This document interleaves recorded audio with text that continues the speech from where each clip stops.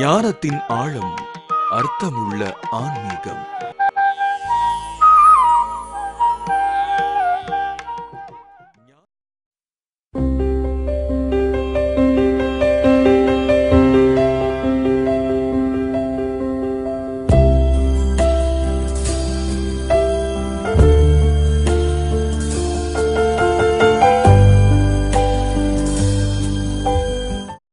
நாடுகள் தொழில் நிமித்தமாக செல்லும் போது இப்போ இருக்கிற உணவு அவங்க எப்படி பார்க்குறாங்க அப்படின்னா,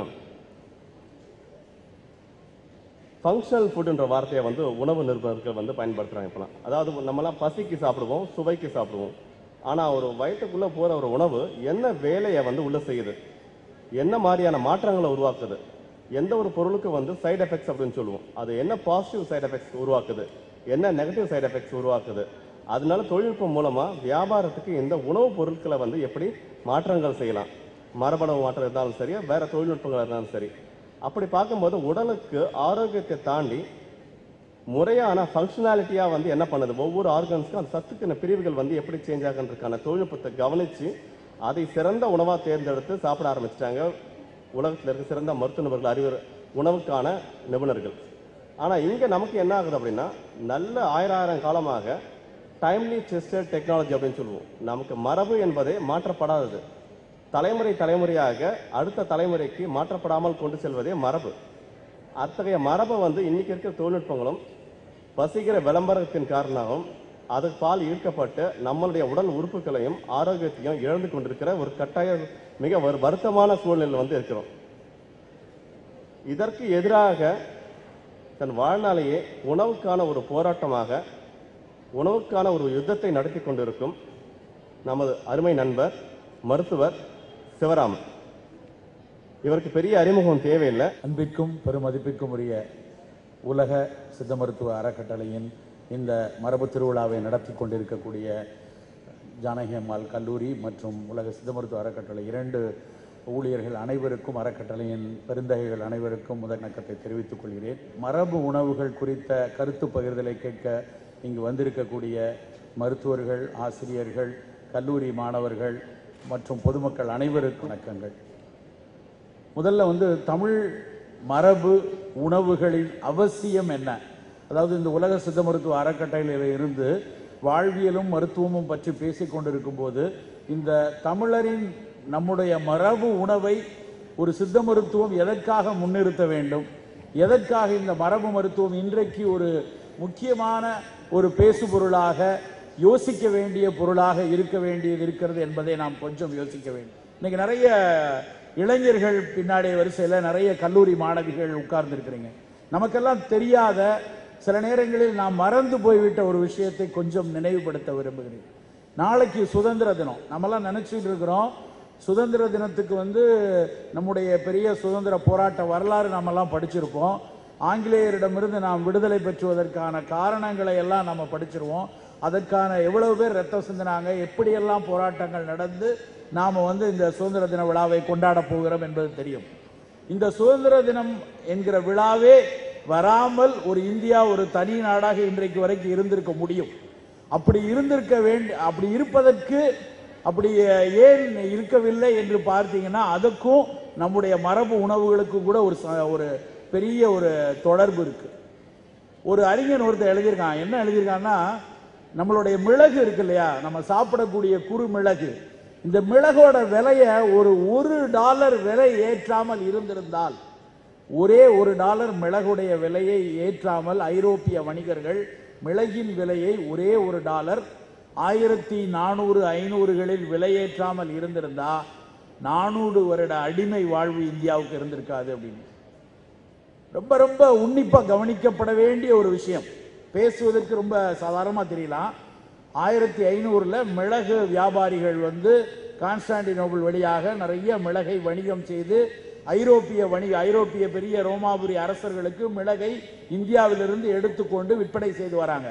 ஒரு நாட்டுக்கு வரி கட்டணும்னா கூட பொற்காசுகள் அல்லது மிளகை பயன்படுத்தலாம். அப்படிதான் மிளகுக்கான நிலைமை அன்று இருந்தது.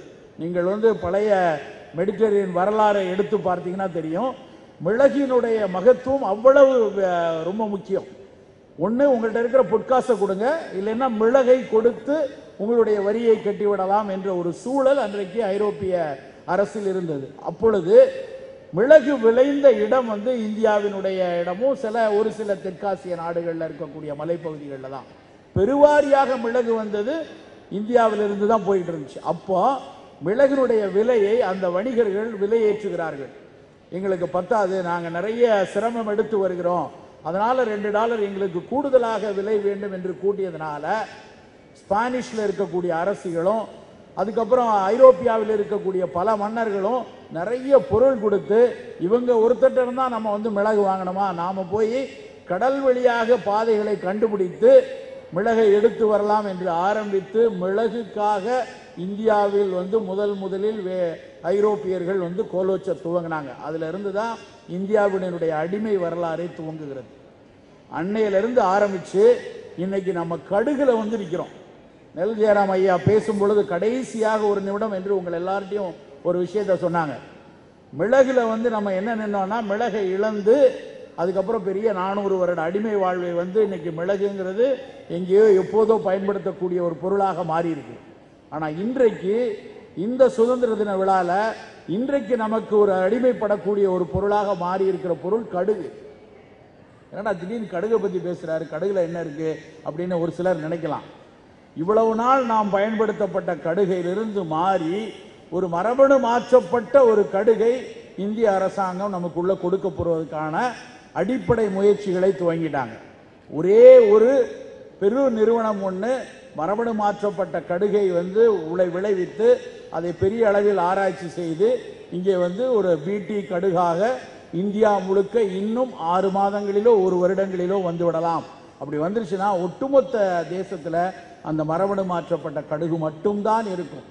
அந்த ஒரு சூழலுக்கு இந்த மிளகில் இருந்து கடுகு வரைக்கும் நடந்த காலகட்டத்தில் அது வரைக்கும் உள்ள மாற்றங்களை நாம கொஞ்சம் பார்த்தோம்னா நாம் எதை இழந்தோம், என்ன நடந்து கொண்டிருக்கிறது என்று தெரியும்.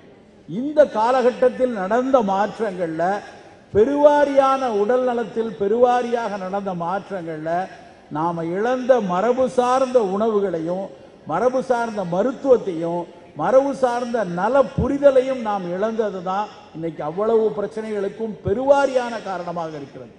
நவீன மருத்துவத்தை நாம் எந்த இடத்திலையும் குறை சொல்வதற்கில்லை. நவீன அறிவியல் வேறு, நவீன அறிவியலின் பின்னால் இருக்கக்கூடிய வணிகம் வேறு.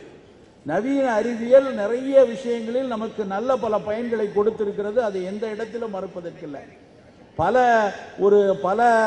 500,000 ஆண்டுகளாக பெருவாரியான மரணத்தை தோற்றுவித்துக் கொண்டிருந்த பல்வேறு தொற்று நோய்களுக்கு இன்றைக்கு நாம் மறந்திருக்கிறோம் என்றால் அது நவீன மருத்துவத்தின் நவீன அறிவியலின் ஒரு மிகப்பெரிய வீழ்ச்சி. 1480 இருந்து 1530 வரைக்கும் ஒரு 50 வருஷத்துல உலக மக்கள் தொகையில கிட்டத்தட்ட 33%, அதாவது உலக மக்கள் தொகையில இன்னைக்கு 700 பில்லியன் இருக்கிறோம், ஆனா அன்னைக்கு ரொம்ப ரொம்ப குறைவாக இருந்த காலகட்டத்தில் 33% உலக மக்கள் தொகையை பிளேக் அப்படிங்கிற ஒரு நோயில அந்த மக்கள் தொகையை கொண்டு போச்சு. பிளேக்குங்கிற ஒரு நோயில உலக மக்கள் தொகையின் 33% மரணம் நடந்துச்சு. அந்த பிளேக் நோயை ஒரு நவீன அறிவியலின் ஒரு மருந்து கண்டுபிடித்ததுனால தான் இன்னைக்கு நம்ம பிளேக் அப்படின்னா அது பாக்டீரியாவா வைரஸா எப்படியா நம்ம உடம்புக்கு பாதிக்கும் அப்படின்னு நம்ம கூகுளில் தோண்டி பார்த்தாதான் பல பேருக்கு நமக்கு தெரியும். அந்த மாற்றத்திற்கு நவீன அறிவியல் வித்திட்டது என்றால் அதை நாம் மறுக்க முடியாது. ஆனால் இன்றைக்கு பிரச்சனை அறிவியல் அல்ல, அறிவியலுக்கு பின்னால் இருக்கக்கூடிய கோலோச்சி கொண்டிருக்கிற மிகப்பெரிய வணிகம். அந்த வணிகம் தான் அன்றைக்கு மிளகை நம்மிடமிருந்து அப்புறப்படுத்தியது. இன்றைக்கு கடுகுக்கு முன்னால் மிகப்பெரிய சிவப்பு கம்பளம் விரித்து கொண்டிருக்கிறது. இதை நாம் கொஞ்சம் புரிந்து கொள்ள வேண்டும். இந்த வணிகத்தினுடைய ஒரு பாதிப்பினால் தான் இன்றைக்கு மரபு சார்ந்த உணவுகள் பின்தள்ளப்பட்டு கொண்டே வருது. நம்முடைய உலக நாடுகள் அத்தனையிலையும் மரபு உணவுகள் இருக்கு.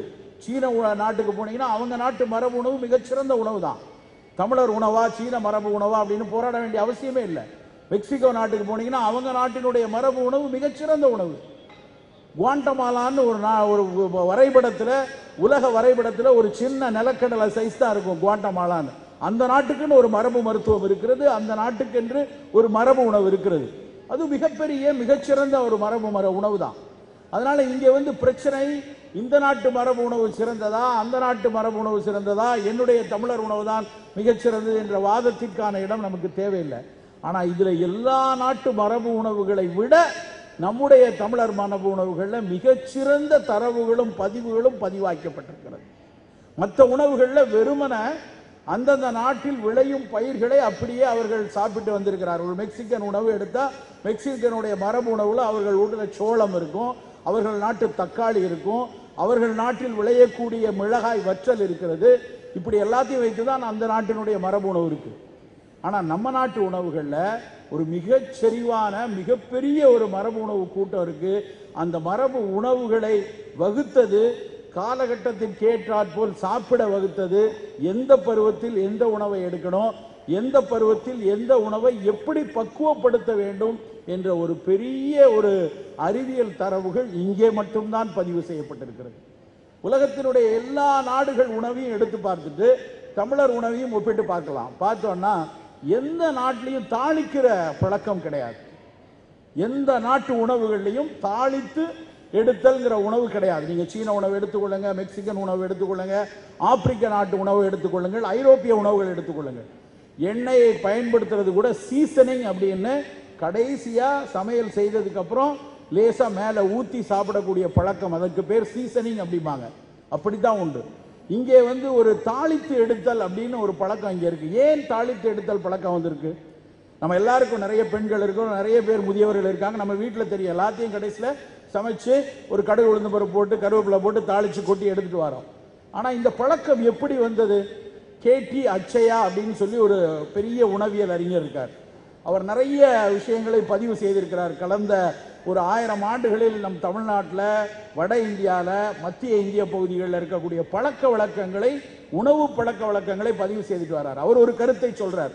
இந்த தாளிசம் பண்ணுது அப்படிங்கிறது நம்ம ஊர்ல ஒரு பழக்கம் இருந்தது. எல்லா உணவுகளையும் சமைத்ததுக்கு அப்புறம் திரிதோட சம பொருட்கள் அப்படின்னு ஒரு 8 சரக்கை சேர்க்கிறது சித்த மருத்துவத்தினுடைய ஒரு மிக தலையாயன ஒரு பழக்கம். ஒரு உணவை பல்வேறு கூறுகள் உள்ள, பல்வேறு சுவைகள் உள்ள உணவை ஒன்றோடு ஒன்று கூட்டி சமைக்கும் பொழுது, அது ஏற்றுக்கொள்ளும்போல் சமைக்கும் பொழுது, சில நேரங்களில் அதில் ஒன்றோடு ஒன்று சேரும் போது ஏற்படக்கூடிய சில விரும்பத்தகாத விளைவுகளை தவிர்க்க வேண்டும் என்பதற்காக திரிதோட சம பொருட்களை சேர்த்தாங்க. அந்த திரிதோட சம பொருட்கள்ல கடுகு உளுந்தம் பருப்பு கருவேப்பிலை எல்லாம் கிடையாது. அன்றைக்கு இருந்தது வேற. சுக்கு இருந்தது, மிளகு இருந்தது, பெருங்காயம் இருந்தது, ஏலம் இருந்தது, வெந்தயம் இருந்தது. இதுதான் திரிதோட சம பொருட்கள் இருந்துச்சு. அதுல ஒரு இனிப்பு உள்ள உணவு, நம்மெல்லாம் தெரியும், பாயாசம் போட்டால் அதுல ஏலக்காய் கிடக்கு. பாயசத்துக்கும் ஏலக்காய்க்கு என்ன சம்பந்தம்? ஒரு மனம் நல்லா வேணும்னா வேற பொருளை கூட போட்டிருக்கலாம். எதற்காக ஏலம் சேர்த்தார்கள் அப்படின்னா, இனிப்பு சாப்பிடும் பொழுது ஒரு கபம் உடலில் பிரவாகம் எடுக்கும், உடல்ல நிறைய ஐயம் சேர்ந்ததுன்னா சளி பிடிக்கும்.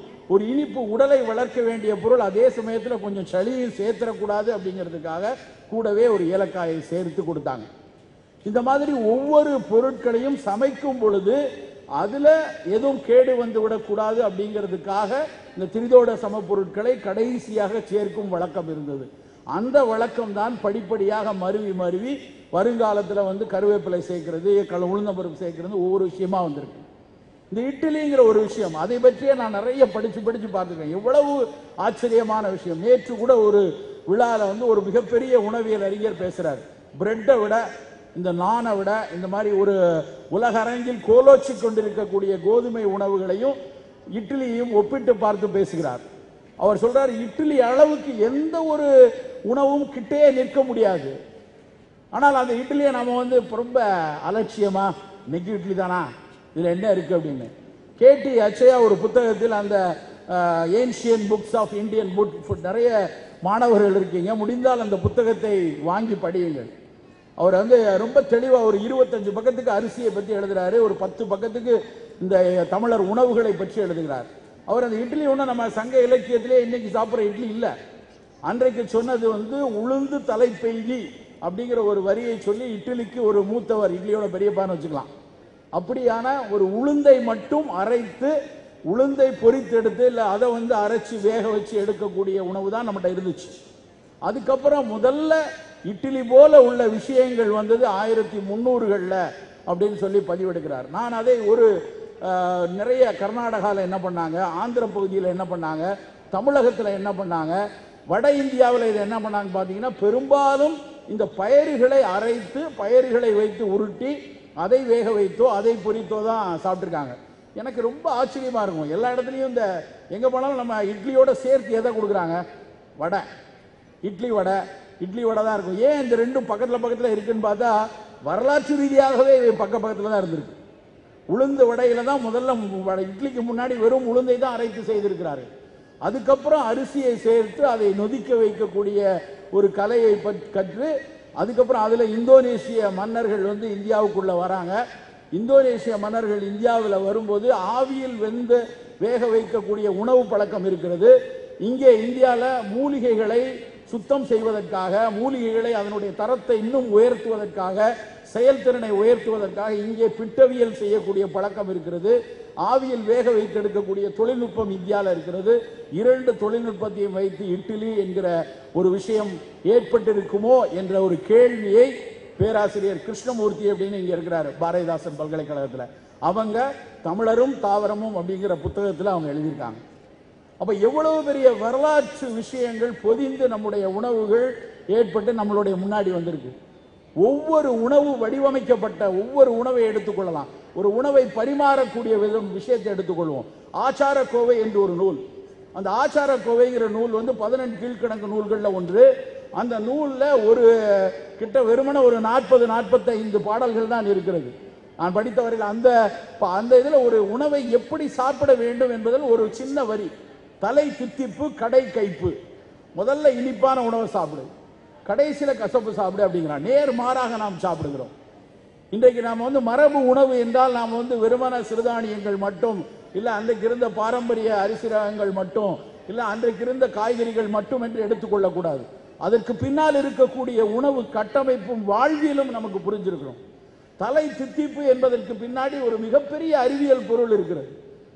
முதல்ல இனிப்பு சாப்பிடும் பொழுது முதலில் சீரணம் ஆரம்பிப்பதுங்கிறது வாயில் இருக்கக்கூடிய சலைவரி அமைலேஸ்ல தான் டைஜஷன் சிஸ்டம் முதல்ல ஆரம்பிக்குது. உமிழ்நீர்ல இருக்கக்கூடிய அமைலேஸ் தான் முதல்ல உணவை நொறுக்கும். பற்கள் நொறுக்கி கொடுத்த உணவை முதலில் உறிஞ்சுறதுக்கான முதல் உடல் நொதி சலைவரி அமைலேஸ். அப்ப அந்த சலைவரி அமைலேஸ் வந்து இனிப்பை சீரணிக்கணும்னா முதல்ல இனிப்பு உள்ள கொடு. அந்த இனிப்பு உடனடியாக உமிழ்நீரை சுரக்க ஆரம்பிக்கும். உமிழ்நீர் நிறைய சுரக்க ஆரம்பிக்கும் போது அந்த சீரணத்தினுடைய துவக்கம் அருமையா இருக்கும். இப்படி இருக்க வேண்டிய இடத்துல நம்ம என்ன செய்யறோம்? ஹோட்டல்ல போய் உட்கார்ந்து முதல்ல ஆர்டர் பண்றது என்னது? சூப்பு. நல்ல ஏகப்பட்ட பசியில் அங்கே போய் உட்கார்ந்துட்டு, அதுவும் ஒரு 15-20 நிமிஷம் கழிச்சு ஒரு சூப் கொண்டு வந்தால் தான் அது பெரிய ஹோட்டல், நல்ல ஹோட்டல்.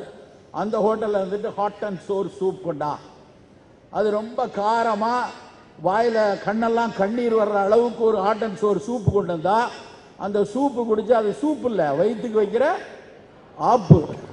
அப்படியா வந்து நம்ம வந்து ஒரு வெளிநாட்டு கலாச்சாரத்தில், ஒரு வெளிநாட்டில் ஒரு பனி பகுதியில் ஒரு வணிகத்திற்காக 2 நபர்கள் ஒரு விடுதியில் உட்கார்ந்து பேசும் பொழுது பசியை தூண்டுவதற்காக எனக்கு இன்னும் கொஞ்ச நேரம் பேச வேண்டும், நான் இன்னும் கொஞ்ச நேரம் இதை பற்றி உரையாட வேண்டும், எனக்கு பசி வேண்டும் என்பதற்காக அப்பிடைசர் என்று கொண்டு வந்த ஒரு சூப் அது. நாம போறதே பசிக்கு சாப்பிட. நம் சமூகம் பசிக்காமல் சாப்பிட சொன்னதே இல்லை. பசித்து புசி, பசி இல்லைன்னா சாப்பிடாதன்னு சொல்லியிருக்கு நம்ம ஊர்ல. பசிக்க வைக்கிறதுக்கு ஒண்ணு, அது நேரடியா வயிறை போய் புண்ணாக்குற மாதிரி ஒண்ணு, அப்படி ஒரு பழக்கமே கிடையாது. நாம் முதலில் சாப்பிட வேண்டியது தித்திப்பு, தலை தித்திப்பு. இந்த தித்திப்பான உணவு எப்படியா இருக்கணும்? அந்த இனிப்பை பற்றி சொல்லும் பொழுது அவர்கள் இனிப்பு வந்து நம்ம சாப்பிடாத கூட்டம் இல்லை. இன்னைக்கு இனிப்பை பற்றி மிகப்பெரிய பயம் ஓடிக்கொண்டிருக்கிறது, மிகப்பெரிய அச்சம் ஓடிக்கொண்டிருக்கிறது. விஜயநகர பேரரசுல கிருஷ்ணராய தேவராயருடைய ஒரு சாப்பாடு, ஒரு பெரிய பந்தி இருக்கு. ஒரு மன்னர் அவருடைய அரண்மனையில் ஒரு பந்தியில் ஒரு விருந்துன்னா எவ்வளவு இனிப்பு? 63 வகை இனிப்பை அடுக்கி இருக்கிறார்கள். 63 இனிப்பை படையல்ல போட்டு சாப்பிட வச்சிருக்காங்க. அப்படியான இனிப்பை சாப்பிட்டுருக்காங்க. ஆனால் அந்த இனிப்புல அன்னைக்கு பெரிய அளவில் சர்க்கரை நோய் வந்திருப்பதாக பெரிய ஆதாரம் இல்லை. இன்றைக்கு வந்து நம்ம வந்து அரிசிக்கு பயந்துகிட்டு இருக்கோம். மிக தவறான ஒரு செயல்.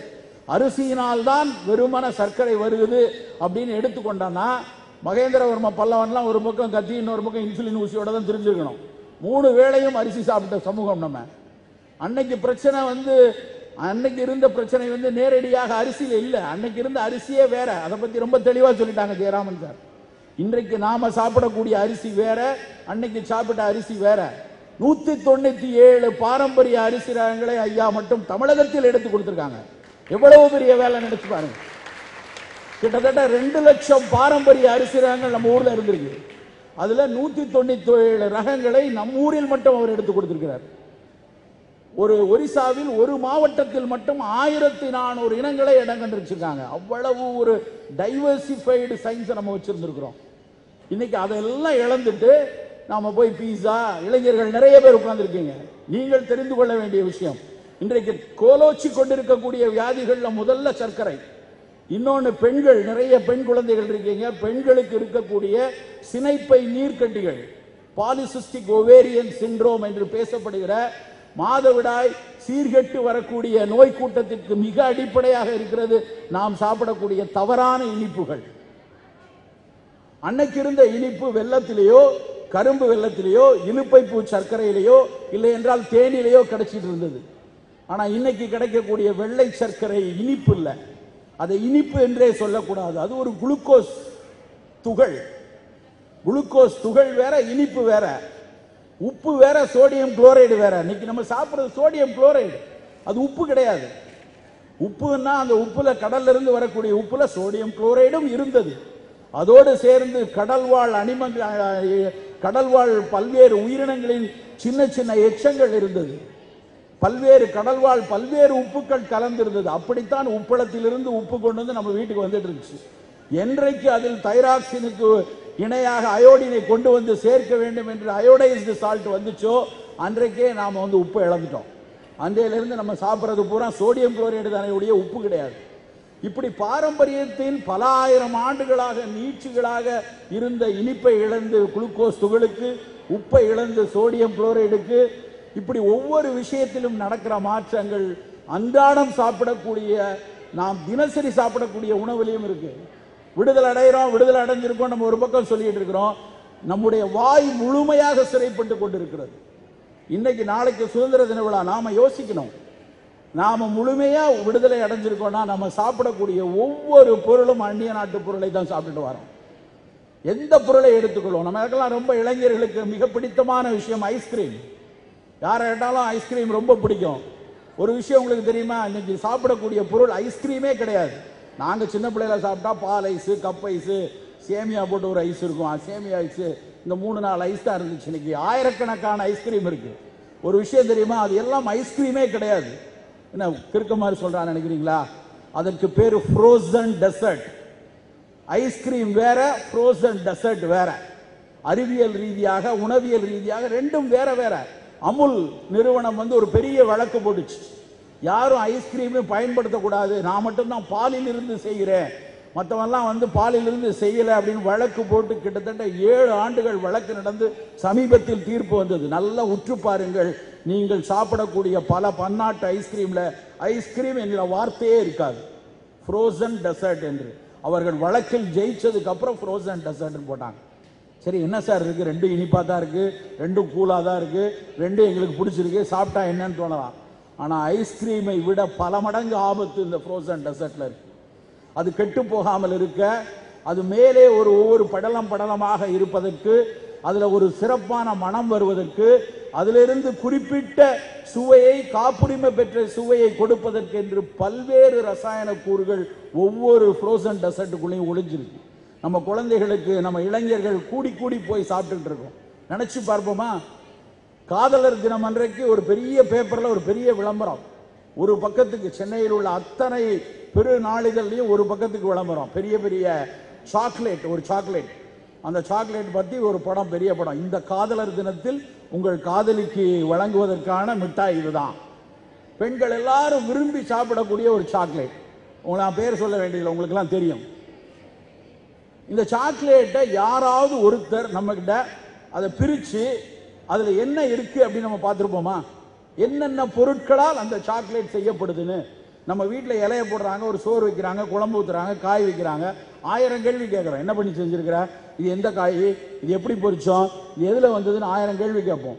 ஆனால் 100 ரூபா கொடுத்து வாங்குற சாக்லேட்ல, நண்பர்களே, இன்றைக்கு முடிந்தால் நீங்கள் போய் அது மாதிரி ஒரு சாக்லேட்டை வாங்கி பாருங்க.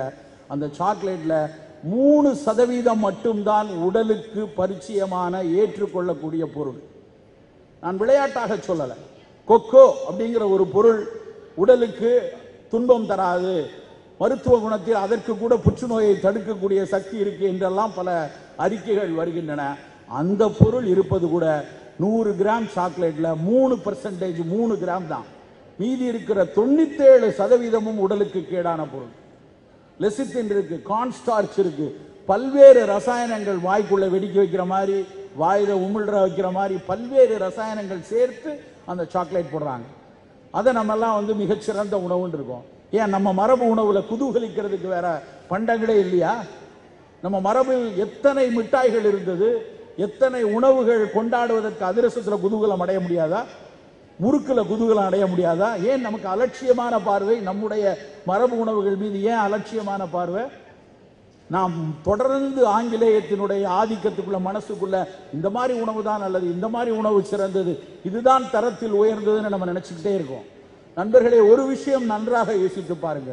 எதற்காக மரபை தூக்கி பிடிக்கிறோம் என்றால், மரபினுடைய தூதுவர்களாக நாங்கள் இல்லை, மரபின் வெறும் தூதுவர்களாக மட்டும் நாங்கள் இல்லை.